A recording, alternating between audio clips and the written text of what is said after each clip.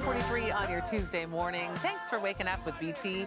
I'm Meredith Shaw, and our next guest knows a thing or two about breaking barriers. In her new memoir, Highway to the Sky, An Aviator's Journey, Lola Reid Allin, one of North America's earliest commercial female pilots, shares her incredible journey of defying the odds in the 1980s to become a top-rated pilot. She's here today to tell us all about it.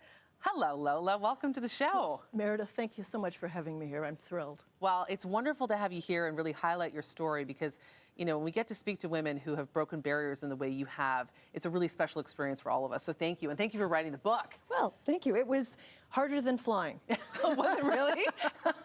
I like the honesty. Yeah, not easy to put pen to paper. Not easy. That's right. It was not easy. But your journey really began, like so many of ours do, a moment in your childhood when you were 7 years old. Your father said to you, "Don't be silly. Girls can't fly planes." Right. In fact, he said, don't fly planes. Girls don't fly planes. And he was right in the sense of girls weren't flying planes. At I mean, the time, he had been in the military in World War II, and I think he may have seen some of the Air Transport Auxiliary female pilots flying, but generally that was in World War II. That ended in 1945, so we're now in 1962. Women were not flying airplanes, really. There were some precedents, Amelia Earhart, about whom I read constantly when I was a child, but I didn't know anyone who was a pilot. I lived close to the Trenton Air Force Base, and that was also inspirational because at that point, the Golden Hawks were flying overhead. We were on the approach path or departure, depending on which runway was in use. And it was so exciting. And I remember saying then that I wanted to be a pilot. But it was during a flight out west when it was a wonderful flight.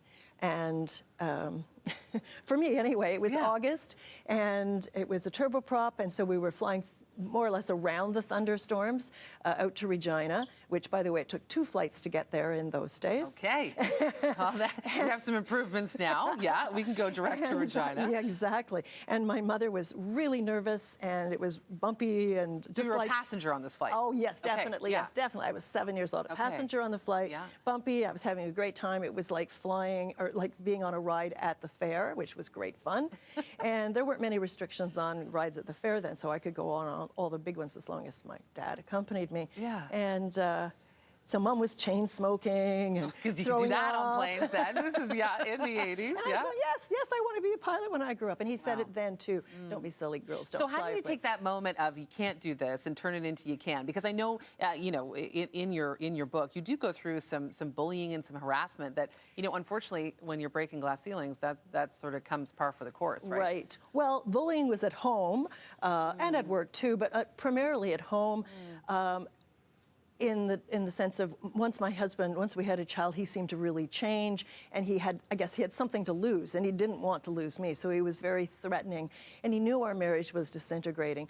But I had to maintain my dignity. I just didn't want to be abused or bullied, whatever you want to call it.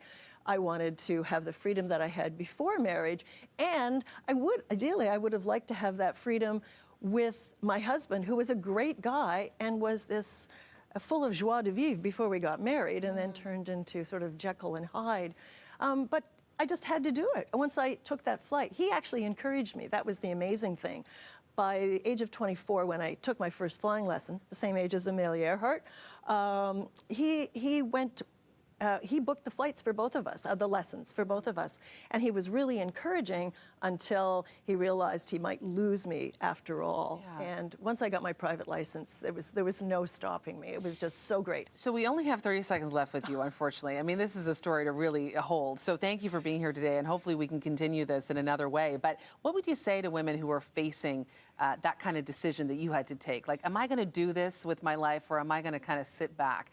What do you say to them? Well, just do it. Yeah. But believe in yourself. Be confident, be committed. I mean, it's a big decision no matter what you're doing, what career, what job, what endeavor. Be committed, be courageous, believe in yourself. Be confident. That's really important. Yeah. study, be the best you can be, so strive for excellence. That's an issue because women are judged more harshly. If ever I made a mistake, and I did make mistakes, for sure I did, that was sort of held as prima facie proof. And it's sort of a cause and effect, a bit of a circle, because if you make mistakes, then those are spread around, and then it can erode your confidence, but you have to keep believing in yourself, keep striving for excellence. Well, and you're passing that belief on to girls. Girls Take Flight. This is coming up in September. Billy Bishop Airport hosting the first Girls Take Flight, which is an exciting event, really encouraging women to literally take flight and not be afraid and have that confidence, right? That's right. Yeah, it's this fantastic. weekend, and it's good because we're the people who will be at the Billy Bishop Airport, and there'll be airplanes, flight schools, educational facilities at college and university. The major aviation air carriers will be there, and you'll be able to see airplanes, walk around, talk to pilots, get tips about how you can be a pilot. And more than that, we're acting as role models, which is what I didn't have, except for Amelia Earhart. There were very few female commercial pilots. In fact, when I started in 1980 as a commercial pilot, there were probably about 40 in Canada, and Canada's a big country, and I didn't see anybody. So it's pretty lonely. We're really thankful that you have told your story so that you can act as that inspiration for so many. Thank you so much for being here. It's great to have you here. And the book, again, is called An Aviator's Journey, Highway to the Sky. Lola Reid Allin, thank you. Thank you so much, Meredith. It's been a pleasure. Yeah, we're so